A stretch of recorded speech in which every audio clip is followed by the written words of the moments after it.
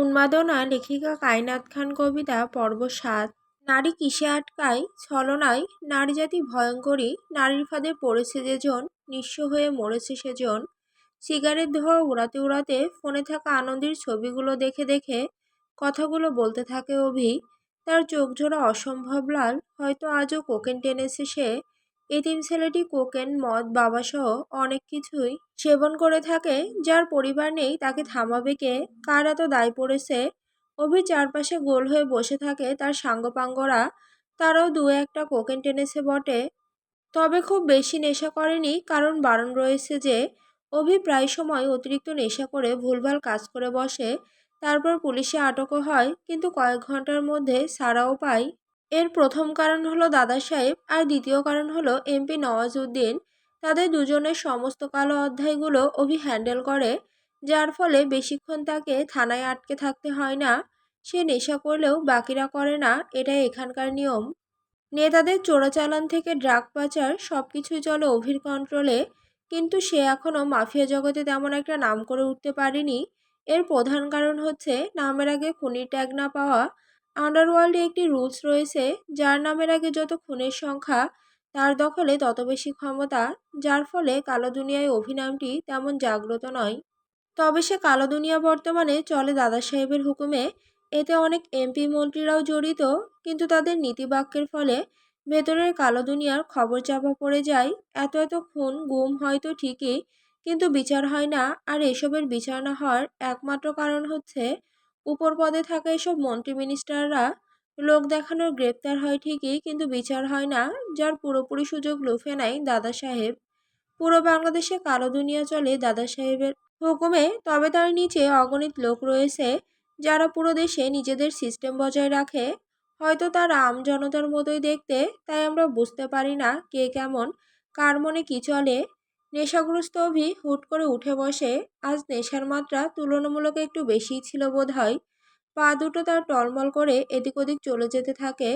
ঢলে পড়ার আগেই কেউ না কেউ তাকে ধরে ফেলে, না হলে মাটিতে পড়ে যাওয়ার সম্ভাবনা রয়েছে যে। আর অভিজাত মাটিতে পড়লে বাকিদের ড্রেনে ফেলবে, এটা তো শিওর। স্মার্ট নোবেল অভিকে ধরে বলে, চাঁদ ভাই আপনারে রুমে দিয়ে আহি। নিভু নিভু চোখে স্মার্ট নোবেলের দিকে তাকায় অভি, তারপর তার গালে আস্তে ধীরে থাপ্পড় মারতে মারতে বলে, গাড়ি বাইর কর বেটা। কপাল কুঁচকে নোবেল তাকায় অভির পানে। এত নেশাগ্রস্ত অবস্থায় সে এখন যাবেটা কোথায়, কিন্তু ভয়ে প্রশ্ন করে উঠতে পারে না। তবুও সাহস সঞ্চয় করে বলে, ভাই এত রাইতে কই যাইবেন? নোবেলের পাল্টা প্রশ্ন শুনে মুখ কিঞ্চিত পরিমাণে হাসি টেনে এনে অভি উত্তর দেয়, এক বান্দির বাচ্চার বাসায় ওরে না থাপড়াইলে কলিজা শান্তি হইব না। জলদি বাইর কর গাড়ি। অভির নির্দেশ মতো নোবেল ইশারা করে কুদ্দুসকে গাড়ি বের করতে বলে। তারপর তার অভিকে ধরে গাড়িতে তুলে তারা গাড়িতে ওঠার আগে মুখে চোখে পানির ঝাপটা দেয় অভি। থাপ্পড় মারার জন্য শক্তি তো দরকার নাকি? গাড়িতে বসে সিটে পুরো শরীর এলিয়ে দেয় সে। যেতে যেতে এক চমক ঘুম হয়ে যাবে তার, তাই চোখ বন্ধ করে নিদ্রায় ঢলে পড়ে সে। বাকিরা চুপচাপ গাড়িতে উঠে বসে, সকলে নিজেদের মুখে কুলু পাতে। অভির ঘুমে ডিস্টার্ব হলে তাদের 12:30 বাজাবে সে। শেখ বাড়ি। রাত তখন 1টার ধার ধার। সবাই তখন গভীর ঘুমে, শুধু ঘুম নেই আনন্দের চোখে। টেবিলে ল্যাম্পের আলোয় বই খুলে বসে থাকে সে এইচএসসি পরীক্ষার প্রস্তুতির জন্য। চোখ বইয়ের পাতায়, কিন্তু মন বারবার হারিয়ে যায় তার। লাইন পড়ে চলেছে বারবার, কিন্তু পরক্ষণে আবারও ভুলে যায় সে।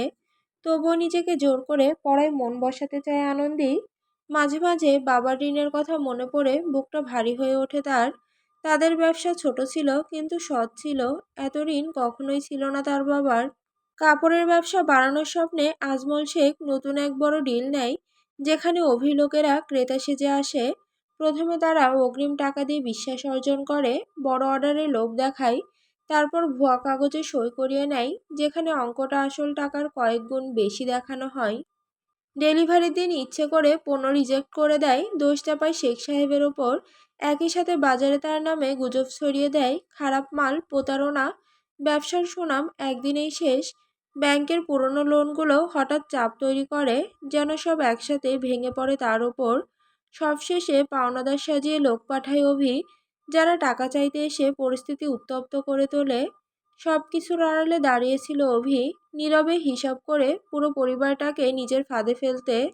খুব বড় একটা নিঃশ্বাস ফেলে নিঃশব্দে বসে থাকে আনন্দী। আফসোসে বুকটা ভারী হয়ে ওঠে। একটা ভুল, যেটা আসলে তার ছিল না, তবুও তার জীবনটাই যেন তার জন্য বদলে গেছে। আর শুধু সে না, তার পুরো পরিবার সেই ভুলে শাস্তি পাচ্ছে। বাবার অসহায় মুখ, মায়ের ভাঙা চোখ, সবকিছু তাকে ভেতর থেকে ভেঙে দিচ্ছে। নিজেকে বারবার প্রশ্ন করে কেন তার সাথে এমন হলো, তবুও উত্তর পায় না, শুধু নিঃশব্দে কষ্টটা বয়ে বেড়ায়। নিজের অতীত নিয়ে ভাবতে ভাবতেই হঠাৎ ফোনটা বেজে ওঠে আনন্দীর। স্ক্রিনে অভিনাম দেখতেই তার বুক কেঁপে ওঠে, হাত ঠান্ডা হয়ে যায়। এক মুহূর্ত দ্বিধায় থাকে সে রিসিভ করবে কি না, তবুও সাহস করে কলটা রিসিভ করে। না করলে আবারও বাউল করবে অভি। ফোন রিসিভ হতেই ওপাশ থেকে ভেসে আসে অভির কর্কশ কণ্ঠস্বর, বান্দির বাচ্চা নিচে আয়, তোরে চড়াইতে আইছি। ফোন কানে নিয়েই আনন্দী তাড়াহুড়ো করে বেলকনিতে গিয়ে দাঁড়ায়। নিচে তাকাতেই তার বুক ধক করে ওঠে। অভি ঠিক তার বেলকনির নিচেই দাঁড়িয়ে। অন্ধকার রাতেও তার উপস্থিতি স্পষ্ট, অস্বস্তিকর আর ভয়ঙ্কর। অভি ধীরে হাত তোলে, আঙুল নেড়ে ইশারা করে তাকে নিচে নামতে বলে। আনন্দী দ্রুত এদিক ওদিক তাকায়, চারপাশে নিস্তব্ধতা। করিডোর ফাঁকা, কারো পায়ের শব্দটুকুও নেই। ঘরের ভেতর সবাই গভীর ঘুমে আচ্ছন্ন। নিশ্চিত হতে চাইলেও তার বুকের ভেতরটা অদ্ভুতভাবে কেঁপে ওঠে। কিছুক্ষণের মধ্যেই দরজাটা আস্তে খুলে বাইরে বের হয় আনন্দী। রাতের ঠান্ডা হাওয়া গায়ে লাগতেই কেঁপে ওঠে সে। আনন্দী সামনে আসতেই অভির দৃষ্টি নিচে নেমে যায়। পায়ের পাতা থেকে ধীরে ধীরে চুল অবধি পর্যন্ত চোখ বুলিয়ে নেয় সে। পরখ করে মেপে দেখে। আনন্দীকে গেঞ্জি আর প্লাজো পরা অবস্থায় দেখে অভির ভ্রু কুঁচকে ওঠে, চোখে স্পষ্ট বিরক্তি ফুটে ওঠে। মাথা একটু কাত করে তাকায় সে, যেন এই উপস্থিতিটা তার পছন্দ হয়নি একদমই। কিরে বান্দি, শরীরে চর্বি বেশি নাকি? ওড়না কই তোর? আমারে বডি দেখাস? কিছু আছে তোর মাঝে? পিচ্ছি বোকাচন্দ্র।